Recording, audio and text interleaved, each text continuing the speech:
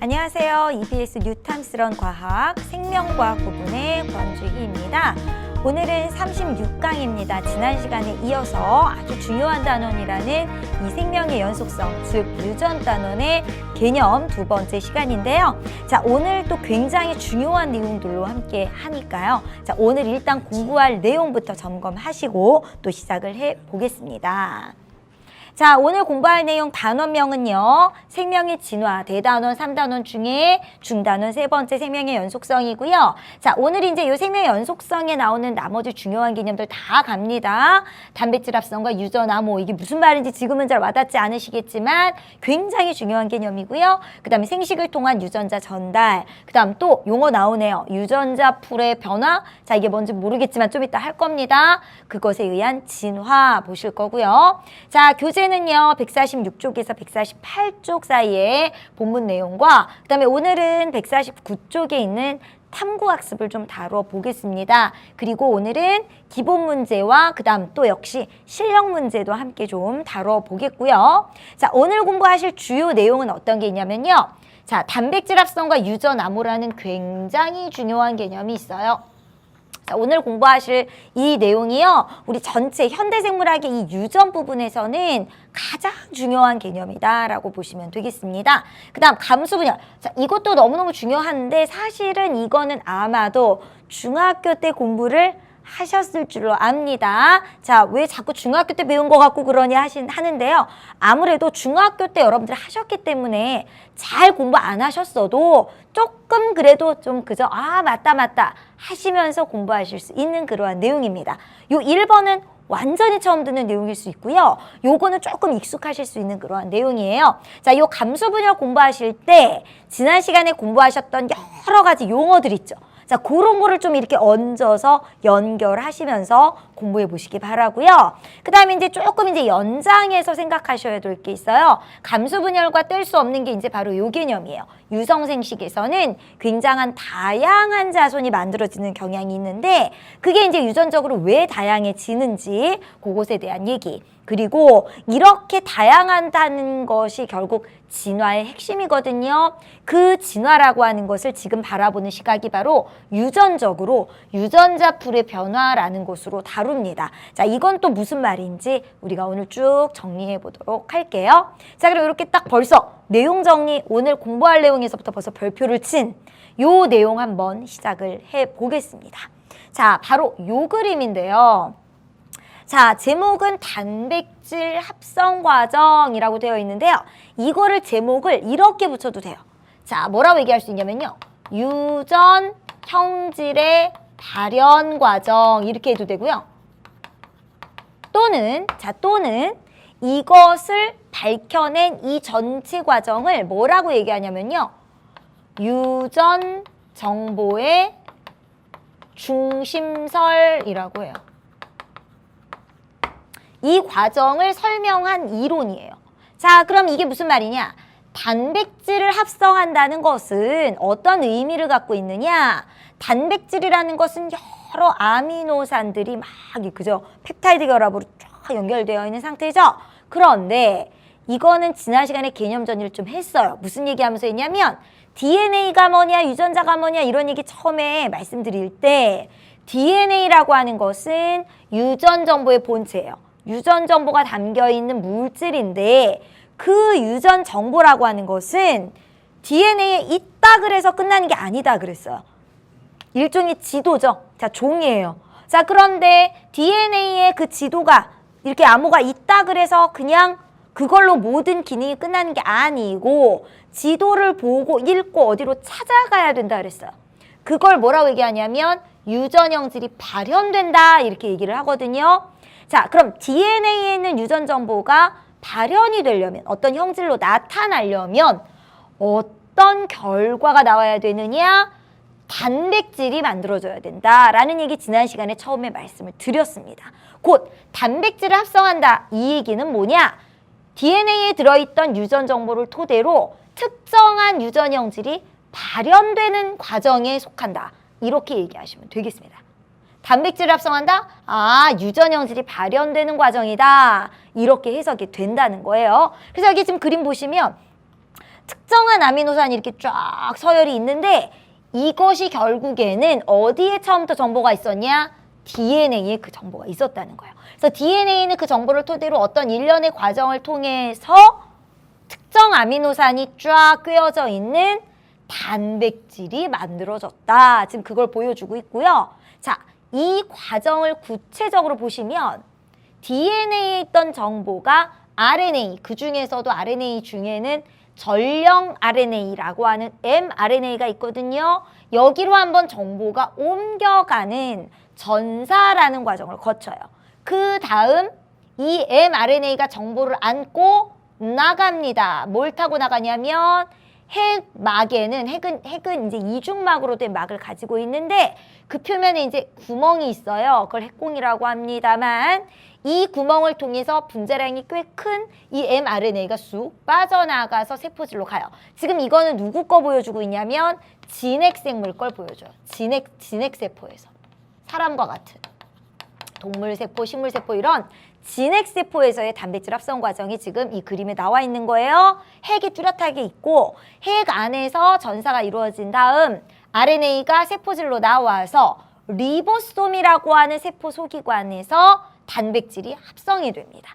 특정 아미노산들이 쫙 연결이 되는 거예요. 자, 이랬을 때 RNA로부터 아미노산들의 연결, 즉 단백질이 만들어지는 과정을 번역이라고 하고요. 바로 DNA에 있던 유전 정보가 RNA로 전사된 후 번역 과정을 토대로 결국에는 단백질이 만들어진다는 걸 뭐라고 부르냐면 유전 정보의 중심설이라고 부릅니다. 즉 유전형질 발현 과정, 단백질 합성 과정을 표현한 말이에요. 유전 정보의 중심설이라고 얘기합니다. 여기서 잠깐 이 용어를 한번 좀 볼게요. 지금 전사라는 게 있고요. 그 다음에 번역이라는 게 있어요. 자, 전사는 뭐에서 뭐 만드는 거예요? DNA에서 mRNA라는 것이 만들어지는 거예요, 결국에는. 그런데 그냥 무작위로 만드는 게 아니고요. DNA에는 뭐가 있어요? 특정 유전 형질에 관한 정보가 들어있는 거 다 아시죠? 그래서 그 부위들을 우리가 유전자라고 부르잖아요. 그 정보들이요. mRNA의 언어, 이건 RNA예요. RNA의 한 종류예요. RNA의 언어로 바뀌는데 이게요. 완전히 다른 게 아니죠. DNA도 뭘로 구성돼 있어요? 뉴클레오타이드. RNA도 물론 DNA랑은 약간 다르지만 어쨌든 뉴클레오타이드로 구성이 되죠. 그런데 그 DNA의 유전 정보는 어디에 특별히 숨어 있었냐면 염기 서열에 들어있었어요. 그것을 RNA도 뉴클레오타이드가 쭉 연결되어 있는 거니까 염기 서열이 있겠죠. RNA의 염기 서열로 바꿔주는 게 전사예요. 자, 전사는요, 일종의 복사 같은 거라고 생각하시면 돼요. 물론 약간 다른 종이에요. 자, DNA는 DNA 뉴클레오타이드로 쭉 되어 있었고요. RNA는 RNA 뉴클레오타이드로 되어 있어요. 그 뉴클레오타이드의 차이점 우리 핵산할 때 했었죠. 뭐 당이 다르고 염기가 다르고. 특히 염기 서열이 중요하니까 DNA의 염기는 뭘로 돼 있죠? 아데닌, 티민, 구아닌, 사이토신. RNA는 티민 대신 뭐가 들어있어요? 유라실이 들어있죠. 그렇게 약간의 차이는 있지만 어쨌든 DNA 두 가닥 중에 한 가닥을 주형으로 해서 상보적 염기를 가진, 자 여긴 두 가닥이고 RNA는 한 가닥인 거 아시죠? 그래서 우리 DNA 복제할 때는 두 가닥이 각각 다 주형으로 해서 새로운 가닥이 만들어진다면 DNA 복제는 지금 뭐냐면 DNA로부터 DNA 만드는 거예요. 자, 요때는 각각이 다 주형으로 해서 각각 새로운 가닥이 만들어져요. 상보적 염기를 가진, 그죠? 폴리뉴클레오타이드가 쭉 연결되면서, 자, 그러면 그러니까 폴리뉴클레오타이드가 만들어지면서, 그런데 전사는요, DNA로부터 RNA가 만들어지는 거니까 RNA는 한 가닥이므로 DNA 중에 한 가닥을 주형으로 해서 그거에 대한 상보적 염기를 가진 RNA 뉴클레오타이드를 쭉 연결하는 거예요. 단, 상보적 염기라는 게 이제 좀 차이가 있죠. DNA의 상보적 염기는 자 복제할 때는 어떻게 하냐면 이쪽이 주형이 염기가 아데닌이면 이쪽은 티민. 새로 만들어줄 때는 주형에 구아닌이 있었으면 사이토신, 사이토신이 있었으면 구아닌, 티민이 있었으면 아데닌 이렇게 되겠죠. 그런데 전사는요. 이쪽의 염기가 아데닌이잖아요. 그러면 RNA가 요걸 주형으로 전사가 될 때는 뭐 어떤 뉴클레오타이드가 있냐면 유라실을 가진 RNA 뉴클레오타이드가 와요. 그 다음 여기가 티민이면 아데닌, 이쪽이 구아닌이면 사이토신, 사이토신이면 구아닌, 이렇게 옵니다. 요게 차이점이에요. 복제는 두 가닥 다 한다, 각각을. 근데 전사는 한 가닥만 한다.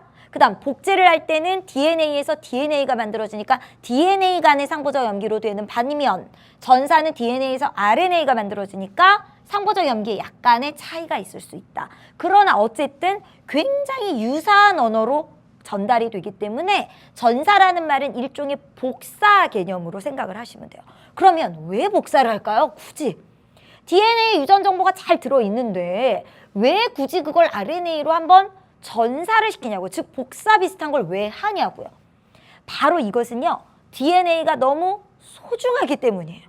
DNA는 너무 소중해요. 이게 망가지면 그야말로 우리가 흔히 말하는 돌연변이로서 이게 만약에 망가지면 제대로 된 단백질이 만들어지지 못합니다. 자, 그 다음 DNA가 어디 있어요? 핵에 있어요. 그런데 그러니까 진핵세포의 경우는 그런데 단백질을 어디서 만들어야 되냐면 리보솜에서 만들어야 돼요. 이게 단백질 합성에 굉장히 중요한 역할을 하는 장소란 말이에요. 그런데 만일 DNA가 리보솜까지 나간다고 생각해 보세요. 이렇게 소중한 DNA가 막 핵 밖으로 뚜벅뚜벅 나가? 그러면 안 되죠. 너무 소중하기 때문에 훼손될 수도 있거든요.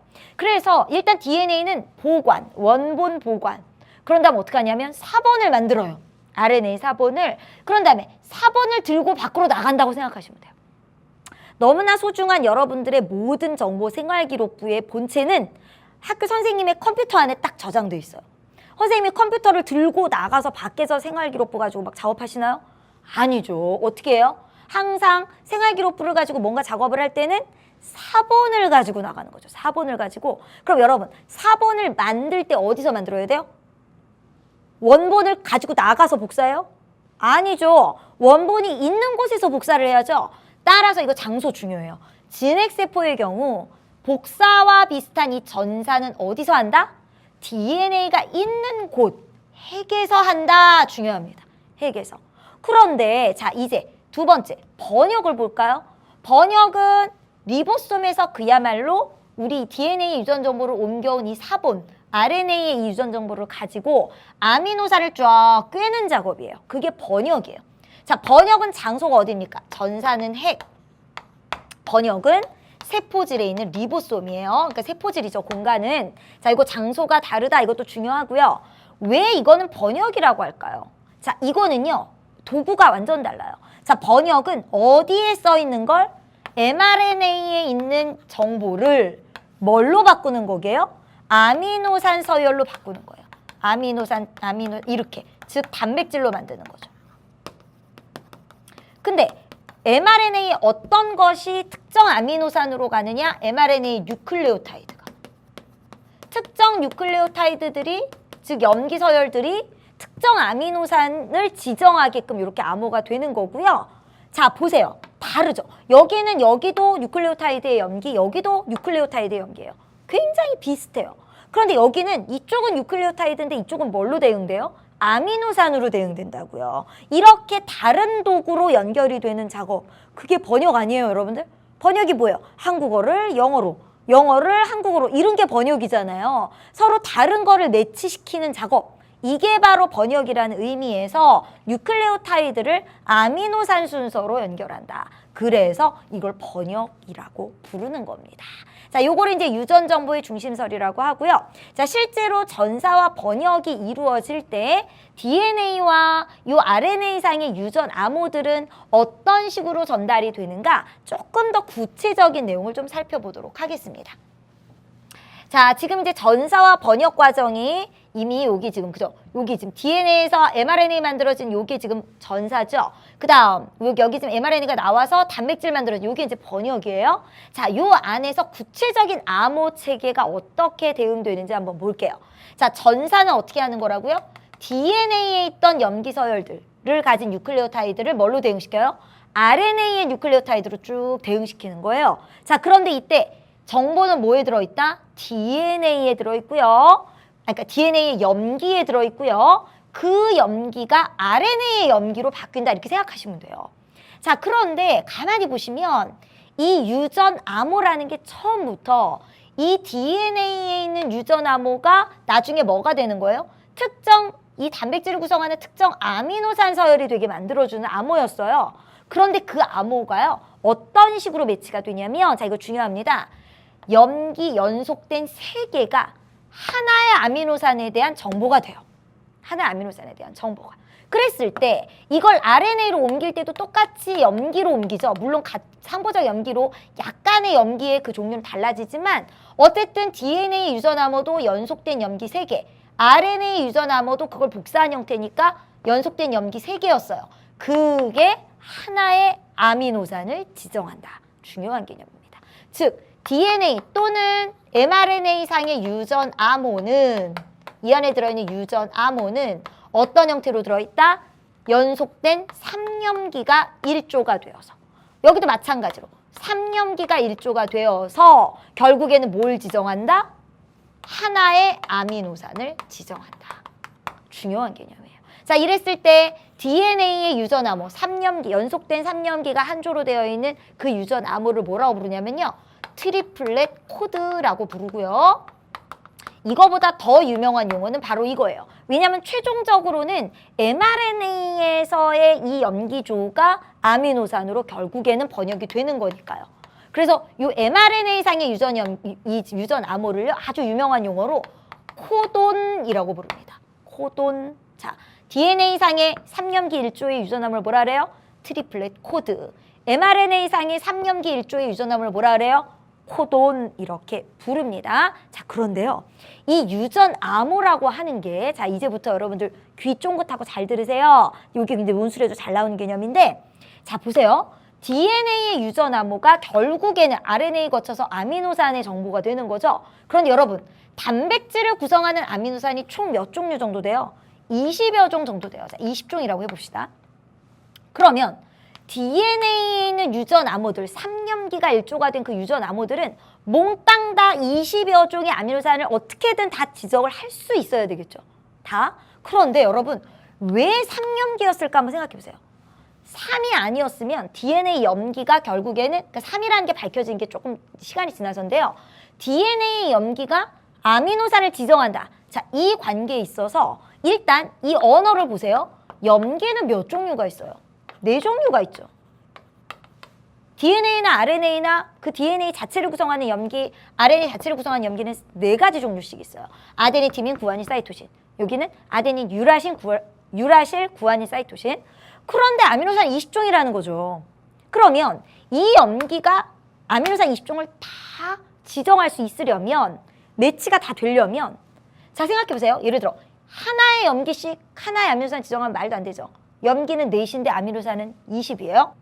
자, 정리해보면 1염기가 만약에 하나의 암호라면 결국 암호는 4종류가 되고 20종의 아미노산 지정 불가능합니다. 자, 그럼 다음 이 2개의 염기가 하나의 암호가 된다면 4의 제곱만큼의 암호가 생겨요. 그러면 16종의 그죠?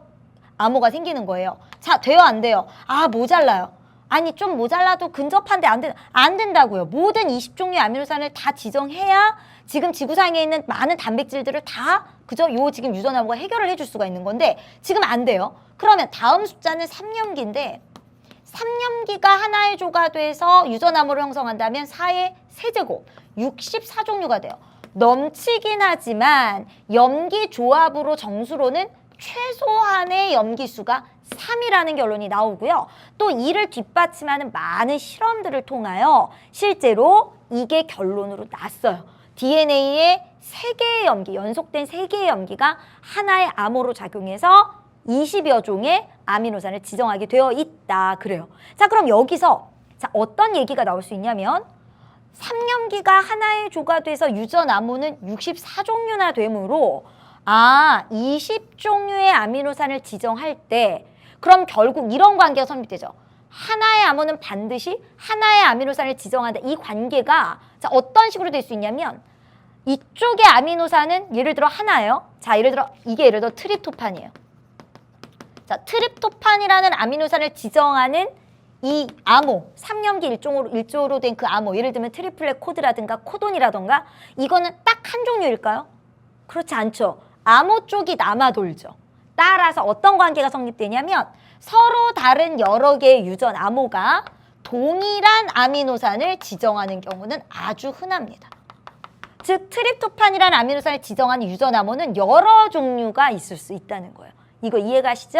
자, 그 다음 중요한 암호는 코돈이라고 그랬어요. 결과적으로 코돈에 있는 이 정보로부터 결국에 번역을 통해 아미노산이 그죠? 지정되는 거니까 그럼 이제 코돈도 몇 종류가 나오는 거예요? 64종이 나온다는 거예요. 그러면 여러 개의 코돈이 서로 다른 그죠? 여러 개의 코돈이 같은 종류의 아미노산을 지정할 수 있다고 했을 때 그러면 실제 아미노산을 지정할 수 있는 것은 몇 종류인가 한번 사람들이 세봤더니 연구를 통해서 64종 중에 3개의 코돈은 요거는 아미노산을 지정하지 않는데요. 그 코돈은 뭐냐면 번역을 종결시키는 코돈으로 종결 코돈이라고 부르고요. 그 다음에 이제 쭉 mRNA가 있으면 그 중에 딱 번역을 시작하게 하는 코돈이 있어요. 그걸 게시 코돈이라고 하는데요. 게시 코돈은 아미노산을 지정합니다. 그러면 종결 코돈 3종류는 아미노산을 지정하지 않는다면 코돈은 실제로 몇 종류가 있는 거예요? 그러니까 코돈이 64종인데 아미노산을 지정할 수 있는 코돈은 몇 종류예요? 61가지고요. 그 61가지가 서로 중복되면서 20종의 아미노산을 지정한다. 이렇게 생각하시면 되겠습니다. 그 다음 이 암호 있잖아요. 이 유전 암호, DNA상의 암호라든가 이걸 전사한 RNA상의, mRNA상의 이 코돈이라는 암호는요. 지구상의 전체 생물에게 공통이에요. 무슨 말인고 하니 다른 종의 생물이어도요. 같은 코돈이나 같은 이제 그죠? DNA 트리플렛 코드면 결국에는 같은 아미노산이 지정이 된대요. 이러한 유전 암호의 그죠? 공통적인 성질을 유전 암호의 보편성이라고 얘기를 합니다. 보면 여러 생물이요. 동일한 단백질을 만드는 경우도 되게 많아요. 그랬을 때 그 동일한 단백질을 지정하는 그저 유전 암호는 어땠을까요? 서로 종은 달라도 동일한 그러한 유전 암호가 있었을 것입니다. 자, 요거는 이제 유전 암호의 보편성이라고 얘기를 합니다. 자, 그러면 이제 우리 유전 암호까지 이제 여기서 보시고요. 이제 여기서 이제 이렇게 전사와 번역 과정을 거쳐서 결국에는 단백질이 합성되는 이러한 특성은 결국에는 어떤 DNA를 가지고 있느냐. 그죠? DNA 유전암호 순서가 어떻게 되느냐에 따라서 어떤 단백질이 만들어지냐고 우리는 그 과정을 뭐라고 한다고요? 유전형질이 발현되는 과정이라고 한댔죠.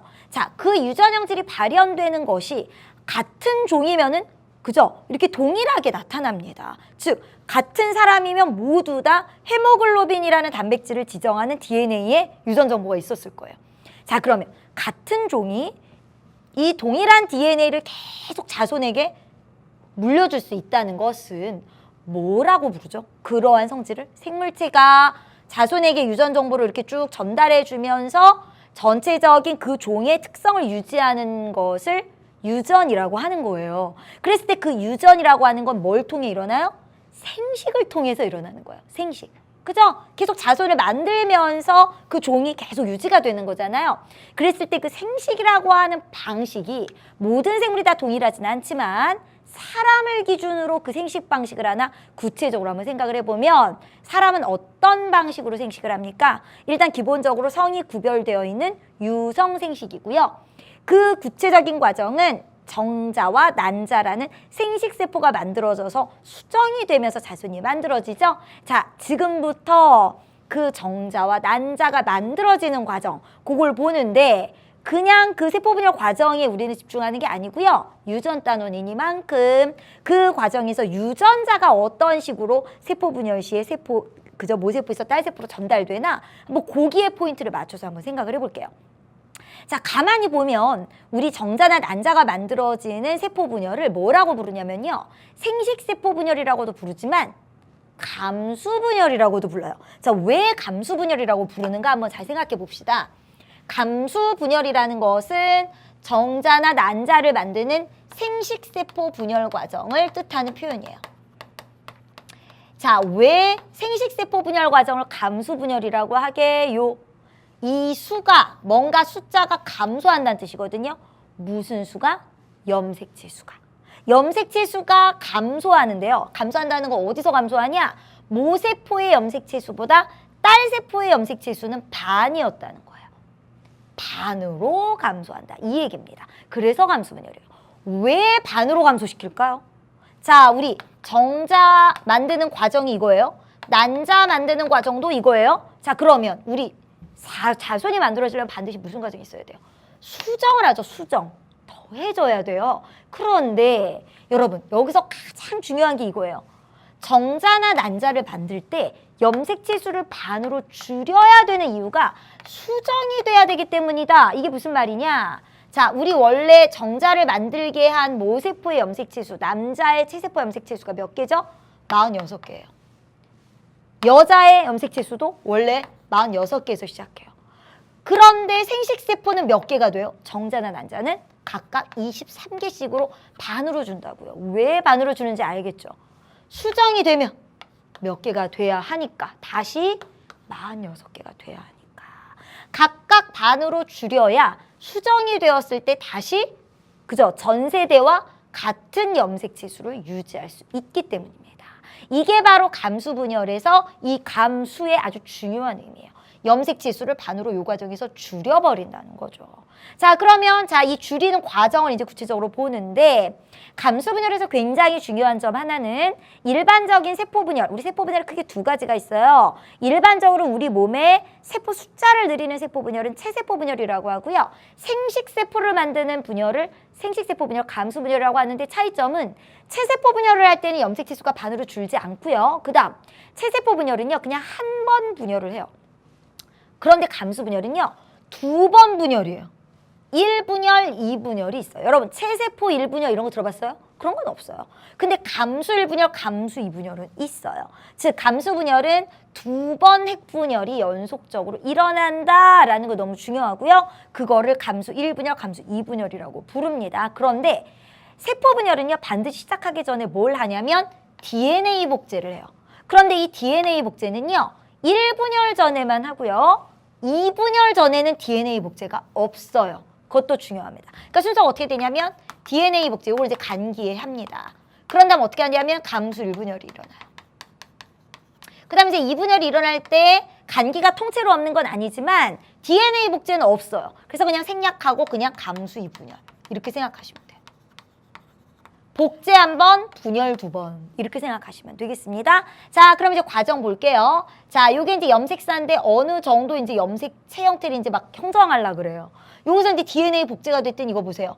각각 이렇게 두 가닥으로 됐죠? DNA 복제한 걸 지금 구체적으로 나타내 준 겁니다. 자, 그럼 여러분 여기서 요거 되는 과정에서 이걸 만약에 염색체로 아직 응축 안 된 염색체라고 생각을 한다면 그러면 여기서 DNA 복제하면 염색체 수가 늘어날까요? 안 늘어날까요?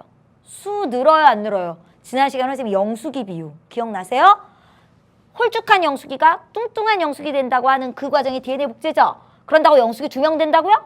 아니라고요. 이 과정에서 염색체 수는 변화가 없습니다. DNA의 양만 2배가 되는 거예요. 무거워진 거죠. 그죠? 핵 하나에 들어있는 DNA 양이 2배가 되는 거예요. 정확하게 2배가 됩니다. 자, 이제 복제된 DNA 가지고 염색체가 형성됐으니까 이런 모양이에요. 복제가 안 된 염색체는 우리가 보통 이런 식으로 그리고요. 복제가 되면 바로 지금 이 그림처럼 이렇게 염색 분체 2개짜리의 염색체들이 만들어진 거죠. 자, 이 파란색 좀 응축돼서 이렇게 됐고 빨간색 좀 응축돼서 이렇게 됐다. 이렇게 보시면 돼요. 그죠? 자, 그래서 이제 복제된 상태의 염색체가 생겼고 자, 이제 감수 1분열 시작합니다. 실제로는 이 46개를 그려야 되는데 한 쌍만 나타낸 거예요, 그냥. 자, 한 쌍만 그림을 지금 그려주면 나머지 쌍들도 다 지금 이러고 있는 거예요. 다 붙어 있어요, 지금 쌍들이. 자, 요걸 뭐라고 부른다고요? 이가 염색체. 이거 지난 시간에 했죠? 상동 염색체가 쌍을 이뤄서 이렇게 아예 접합하고 있는 상태. 요걸 이제 이가 염색체라고 하고요. 요게 바로 언제 형성이 되냐면 감수 1분열 전기에 형성이 되고 중기까지는 이 형태가 나타납니다. 중기는 이제 요게 적도면에 쫙 이렇게 중간에 핵의 딱 가운데 부분이 쫙 배열하고 있는 거죠. 이런 모양인 채로. 자, 그 상태에서 후기에 이제 방추사에 의해서 이렇게 양쪽으로 이렇게 끌려가는데 염색체가 끌려간 결과물이 여기 있네요. 자, 잘 보세요. 자, 각각의 딸세포에는 어떤 식으로 염색체가 분배되어 있어요? 상동 염색체가 각각 그냥 하나씩 기껏 커플로 접합해놓고 헤어져 버렸네요. 이게 바로 감수 1분열의 너무나 중요한 특징 상동 염색체가 분리되는 순간이에요.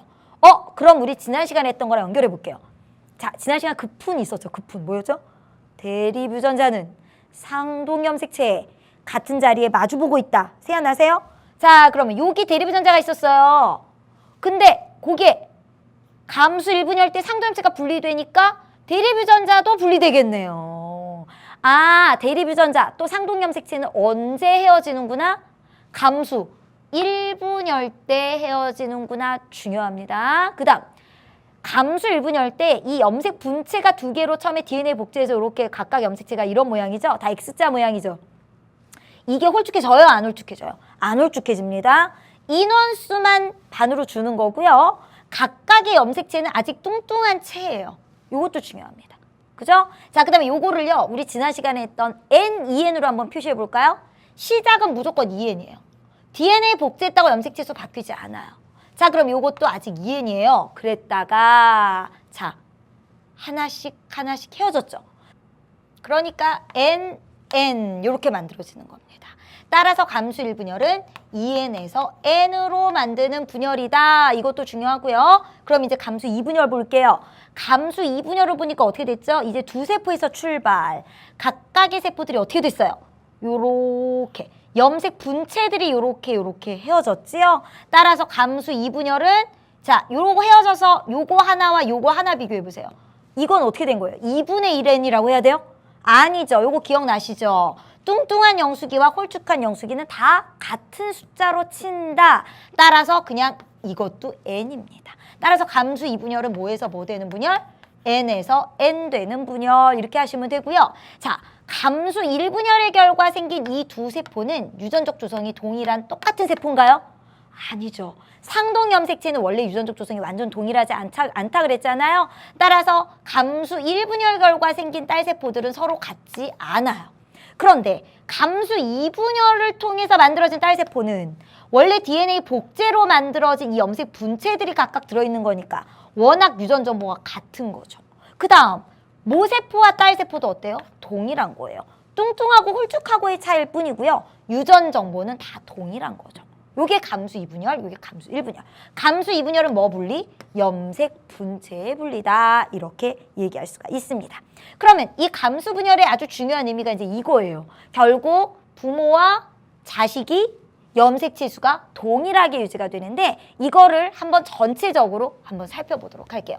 감수 분열이라는 게 결국에는 세대를 거듭해도 염색체 수를 유지하게 하는 것인데 자, 여기서 시작해 보면 난소에서 정수에서 각각 감수 분열을 통해 뭐 어떻게 된다고요? 염색체 수가 최종적으로 반으로 줄어요. 물론 2N에서 N 됐다가 N 되는 거지만 처음과 끝을 보면 1분열, 2분열이죠. 2N에서 N이죠. 2N에서 N이 됐어요. 자, 이제 이게 어떻게 돼요? 수정이 되면서 다시 뭐가 돼요? 2N이 되는 거예요. 요때 이제 바로 그죠? 바로 이렇게 딱 조합이 이루어지는 것이고요.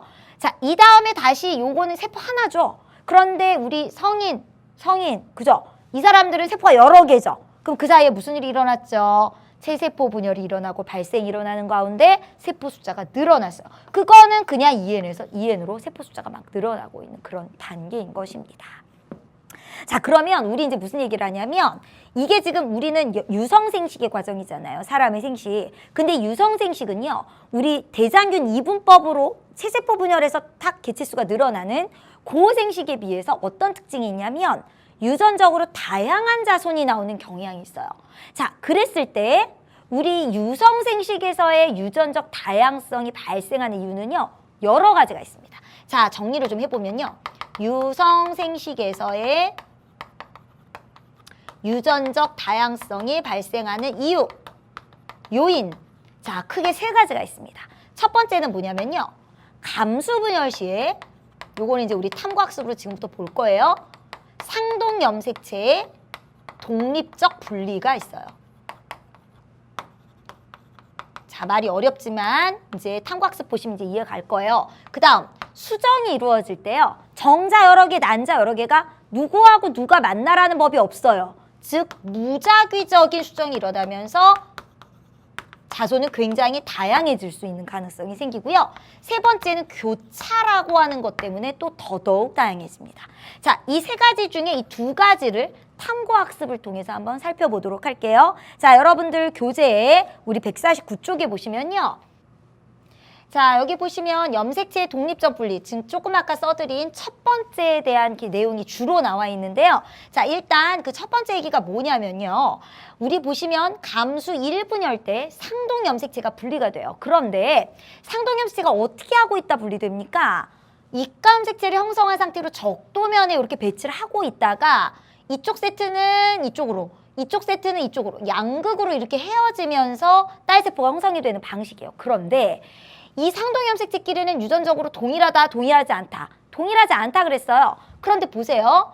요렇게가 상동 염색체, 요렇게가 상동 염색체인데 이게 지금 중기에 감수 분열 중기에 적도면에 배열할 때 이런 식으로 배열할 수도 있지만 이런 식으로 배열할 수도 있지 않겠습니까? 자, 요거가 예를 들어 1번이에요. 1-라고 생각해 보세요. 요게 2번 염색체예요. 2-이에요. 자, 그러면 지금은 배열이 어떻게 되냐면 1-2 이렇게 배열해 있고요. 여기는 어떻게 된 거예요? 1-인데 여기가 2-1이에요. 아니, 2-2예요. 이렇게 배열할 수도 있겠죠. 그러면 이 상태에서 그대로 이렇게 양극으로 끌려가면 이 상태의 조합이 생식세포가 생기지만 이 상태에서 그대로 이렇게 양극으로 이렇게 헤어지면 이런 생식세포가 생긴다고요. 아니, 그게 뭐가 다르냐? 한번 생각해 보세요. 이렇게 세포가 4개가, 우리 이제 감수분열이 1분열, 2분열이 있기 때문에 모세포 하나당 딸세포 4개가 나옵니다. 자, 딸세포가 이렇게 염색체가 배치되어 있는 거랑 딸세포가 이렇게 배치되어 있는 거랑 이게 지금 같은 상황이에요? 유전적으로? 그렇지 않죠. 일단 요렇게 두 개는 같고요. 요렇게 두 개는 같아요. 자, 그럼 요 케이스의 요 세포들은 1번이라고 해볼게요. 그럼 요 케이스의 세포들은 2번이라고 해봐요. 지금 이 1번이랑 이게 같습니까? 다르잖아요. 여기는 지금 1번과 2번이 있고요. 여긴 1번과 2-가 있다고요. 유전적으로 다른 생식세포라고요. 하나의 생식세포 안에 들어간 유전자 자체가 다르게 구성이 되어 있다고요. 그죠? 그럼 3번, 이건 4번. 아, 두 쌍만 가지고 상동 염색체가 중간에 어떻게 배열되어 있느냐에 따라 어떤 조합이 나와요? 4가지 조합의 생식세포가 나올 수가 있어요. 그럼 여러분, 요게 지금 두 쌍, 그죠? 두 쌍으로 시작한 거예요. 자, 2n=4로 시작한 거예요. 그죠? 그랬더니 몇 종류의 조합이 생긴다고요? 4종류가 생겨요. 그럼 여러분 한번 이거 해보세요. 2n=6이면 어떻게 될까요? 2n=6이면 잘 생각해보세요. 1, 1-2, 2-3, 3-가 있는데 이 배치를 여러 가지를 해보세요. 그럼 몇 가지 배치가 있을 수 있냐면 이런 식으로 4가지 배치가 있을 수 있고요. 각각마다 2가지 케이스죠. 따라서 몇 종류가 가능하냐면 2n=6에서는 생식세포의 조합이 2의 3승이 가능해요. 8종류의 생식세포 종류가 나옵니다. 이거 이해가시나요? 자, 그러면 우리 여기 탐구학습 가지고 여기 지금 확인 문제 한번 볼게요. 1번은요. 2n=6인 생물체끼리 교배하였을 때 자손이 가질 수 있는 염색체 조합이에요. 이건 뭐죠? 2의 3승이라는 컨셉이 뭘 쓴 거예요? 요거는 생식세포의 유전적 조합의 종류예요. 생식세포. 요거는.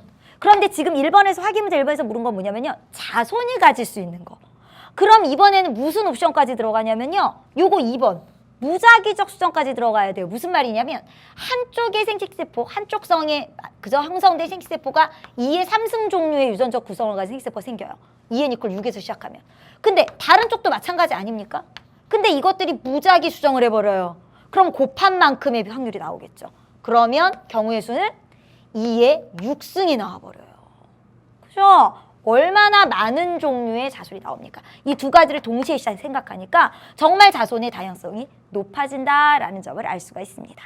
자, 그러면 우리 2번도 해볼게요. 그럼 사람의 경우 이러한 상황으로 염색체의 독립적 분리, 상동 염색체가 이렇게 독립적으로 여러 가지 케이스로 분리될 수 있다고 생각했을 때 생식세포 몇 종류 나오나 해보래요. 자, 2n=4, 2n=6에서 각각 우리 한번 해봤어요. 자, 사람은 어떻게 되죠?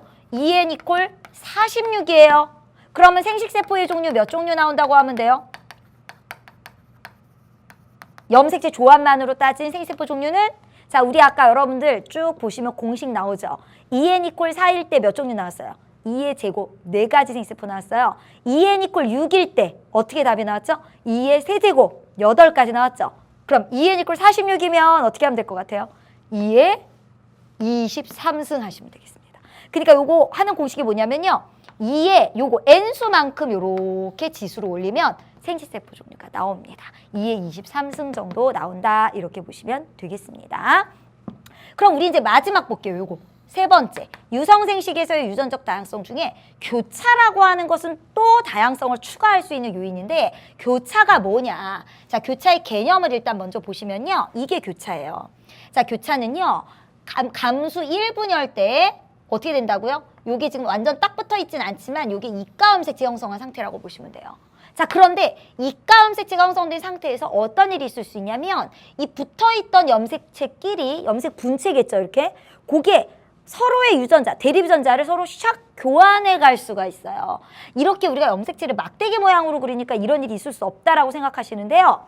염색체에 있는 유전자가 교환될 수 있는 원리는 이렇게 생각하세요. 밀가루 반죽 같아요. 이게 끈적끈적한 염색체가 실제 상태는. 그럼 이게 붙어있다가 이렇게 떨어지면 서로의 밀가루 반죽을 이렇게 바꿔치기 해서 헤어질 수 있지 않을까요? 그때 그 반죽 안에 뭐 들어있어요? 대립 유전자들이 들어있잖아요. 그 대립 유전자가 샥 바뀌어서 갈 수가 있단 말이에요. 그래서 만일 교차가 일어나지 않는다면 이런 세포만 나올 수 있다는 것이 교차가 일어나는 바람에 여기 안쪽에 있는 염색 분체끼리 이런 애도 물론 나와요. 원래 처음부터 나올 수 있었던 애들 나오지만 어떤 애도 나올 수 있다? 요런 애들도 나올 수 있다는 거예요. 그러니까 더 다양해지죠.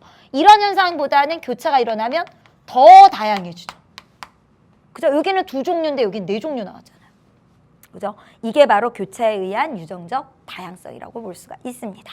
자, 그러면 이러한 유전적 다양성이 결국 어떤 형태의 지금 지구상의 생물의 종류가 됐냐면 진화의 어떤 그러한 결론이라고 볼 수가 있어요. 자, 우리 지금부터 유전적으로 우리가 진화를 설명하는 것에 대해서 한번 얘기를 해볼게요. 진화라고 하는 것은 예전에 공동조상이었는데 이렇게 여러 가지 요인에 의하여 이렇게 다양한 종이 서로 유전적으로 좀 다른 그런 다양한 종이 형성되었다라는 것을 그 과정을 얘기하는 게 진화인데 지금 진화를 어떤 수준에서 얘기를 하냐면 바로 이 유전학과 관련해서 진화를 얘기합니다. 현대의 진화는요, 이렇게 설명을 해요. 자, 바로 유전자 풀에 관해서 우리가 진화를 얘기하는데요. 유전자 풀이라고 하는 개념이 진화의 핵심 개념이에요. 이게 뭐냐? 개체 자체의 유전자가 중요한 게 아니라 개체 수준에서 보는 게 아니라 집단 수준에서 보는데 개체들이 많이 있었을 때 유전자 풀이라는 거는 각 개체들이 가진 그 대립 유전자를 다 풀어서 총합을 보는 거예요. 그걸 유전자 풀이라고 합니다. 그럼 진화는 뭐냐? 이 유전자 풀이 어떤 요인으로건 변화가 일어나는 거예요. 진화는 뭐냐? 이거예요. 자, 유전자 풀이 변화했다. 이게 진화예요. 이해가십니까? 자, 유전자 풀이 변화한 게 진화라면 유전자 풀 안에 들어있는 대립 유전자 종류가 막 바뀌는 게 진화라는 거잖아요. 그러면 그 바뀌는 과정을 설명한다면 이게 곧 뭐예요? 진화의 과정을 설명하는 요인이 되겠죠. 따라서 유전자 풀의 변화 요인을 얘기한다는 것은 곧 뭐를 얘기하는 거다? 진화의 요인을 얘기하는 것이고 그 진화의 요인이 여러 가지가 있는데 몇 가지 소개를 할게요. 자, 먼저 자연 선택이에요. 이게 가장 기본이죠. 다윈이 얘기한 거. 자, 자연 선택에 의해 유전자 풀이 어떻게 변하냐? 자, 환경에 따라서요. 환경에 유리한 애들은 살아남고 환경에 불리한 애들이 도태된 거예요. 그래서 이제 유리한 애들로, 그러니까 이제 유리한 애들이 더 번식이 잘 되는 거죠. 그랬더니 어때요? 유전자 풀이 바뀌었죠, 확실히? 진화가 일어났어요. 이게 자연 선택이고요. 돌연변이, 당연히 변화가 일어나겠죠. DNA 자체가 바뀌는 거예요. DNA 자체가 바뀌었어요. 이게 이걸로 DNA 자체가 바뀌었어요. 그랬더니 어때요? 유전자 풀이 바뀌었잖아요. 요거는 이제 돌연변이를 유발하는 그러한 요인들이고요. 자, 돌연변이도 진화의 요인이고요. 그 다음 이주. 이주는 크게 2가지가 있습니다. 바깥에서 다른 개체가 들어오는 경우 그 집단으로 그러니까 어떤 유전자를 안고 들어오겠죠. 그 다음에 안에 원래 있었던 어떠한 개체가 밖으로 나갈 때 어떤 유전자를 안고 나가잖아요. 그러니까 결국 처음과 나중에 어때요? 이익과 이출이 일어난 결과 유전자 풀이 바뀌었잖아요. 그죠? 진화가 일어났어요. 또 어떤 진화가 있냐? 격리. 격리라는 것은 2가지 격리가 있는데 같은 종이 잘 있었는데 바다나 산맥 같은 게 형성되면서 지리적으로 격리가 돼요. 그러면 서로 격리된 지역에 이게 두 지역의 생물체들이 서로 교배가 안 돼요. 그죠? 그렇게 돼서 결국 각각 다른 요인으로 점점 각각 진화의 과정을 거친다. 그게 이제 격리, 지리적 격리고요. 그 다음에 같이 사는데도 그냥 어떤 여러 가지 요인에 의하여 괜히 교배가 안 되는 수가 있어요. 그렇게 해도 진화가 일어납니다. 요게 생식적 격리라는 거예요. 자, 격리도 있고요. 자, 그 다음 유전적 부동. 자, 요게 좀 어려운 개념인데 이 부동이라는 것은요. 부동, 움직이자 마 이게 아니에요. 이 부동은요. 떠다닌다는 거예요. 뜰부자에 움직일 동사거든요. 드리프트예요. 표류하는 거예요. 유전자가 무작위적으로 갑자기 그냥 바뀌는 거예요. 자, 왜 바뀌냐면 보통은 우연한 사건, 뭐 자연재해 같은 게 있으면 무슨 말이냐? 이 표류한다는 게 무슨 말이냐면요. 알 수 없도록 여기서 어떻게 변할지 알 수 없는 거죠. 근데 보통 이 유전적 부동은 어떤 상황이 될 경우가 많냐면요. 처음보다 훨씬 소집단이 될 경우. 그죠? 어떤 자연재해 같은 걸 겪으면서 우르르 죽었는데 일부가 남은 게 처음과 같은 빈도가 되기는 되게 힘들겠죠. 그죠? 그런데 이 유전적 부동의 영향은요. 이 집단이 처음부터 작으면 더 심해요. 그 효과가. 유전자 풀이 변하는 정도가 훨씬 크게 변한답니다. 자, 유전적 부동의 핵심 키워드는요. 우연한 사건으로 어떻게 변할지 예측이 안 돼야 되고 그 다음 소집단일 경우. 자, 요게 유전적 부동의 핵심입니다. 자, 그러면 우리 이제 오늘 공부한 내용 문제 풀면서 정리해 볼게요. 151페이지 기본 문제 8번 한번 보겠습니다. 자, DNA를 구성하는 염기는 4종류고 단백질 구성하는 아미노산 20종류다. DNA가 4종류 염기 가지고 20종류 아미노산 다 지정하려면 유전함은 어떤 형태여야 됩니까? 하나? 안 되죠. 아까 해봤죠? 2개 안 되고 연속된 3개의 염기로 하나의 아미노산 지정합니다. 당 상관없고요. 정답은 3번 골라주시고요. 자, 여러분들 교재 155쪽에 보시면 실력 문제 6번 있습니다. 자, 우리 이거 아까 봤던 그림에 가나 다가 지금 표시가 되어 있네요. 자, 가가 뭔가요? 난소에서 난자, 정소에서 정자 만드는 과정. 이게 뭐예요? 감수분열. 그죠? 자, 이게 이제 어떻게 된대요? 2N이 됐어요. 각각 N짜리가 합쳐져야 2N이 되겠죠? 이게 수정이라는 사건이고요. 자, 요거 이제 수정란이라면 어떻게 이렇게 많은 세포를 가진 성인이 돼버려요? 이 과정에서 체세포 분열, 발생 이런 게 일어나야 되겠죠. 자, 그러면 우리 이제 문제를 보겠습니다. 자, 우리 문제는요. 기억에 가 과정에서 염색체수가 감수분열에서 염색체수가 반감되는 세포분열이 일어나기 때문에 정자와 난자 염색체수는 N이다. 맞는 서술이고요. 니은에 나에서 수정은 어떻게 이루어진다?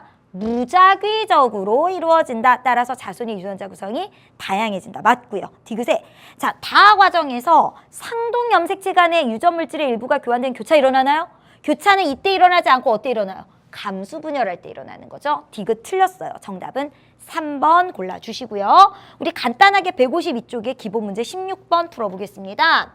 자, 우리 지금 마지막에 공부한 거예요. 유전자풀 변화시킬 수 있는 원인들. 격리 맞고요. 돌연변이 맞고 자연선택 맞고 유전적 구동 말고 하나 뭐 있었죠? 이주 있었죠. 이런 거 못 들어봤어요. 획득 형질은요. 후천적으로 내가 얻은 형질이에요. 획득 형질은 이 진화, 유전자풀을 변화시킬 수 있는 원인이면 진화의 요인이잖아요. 진화를 일으킬 수가 없어요. 왜냐하면 획득 형질은 자손에게 유전되지를 않아요. 따라서 않는 것 4번 골라주시면 되겠습니다. 자, 오늘 여기까지고요. 여러분들 우리 다음 시간에는요.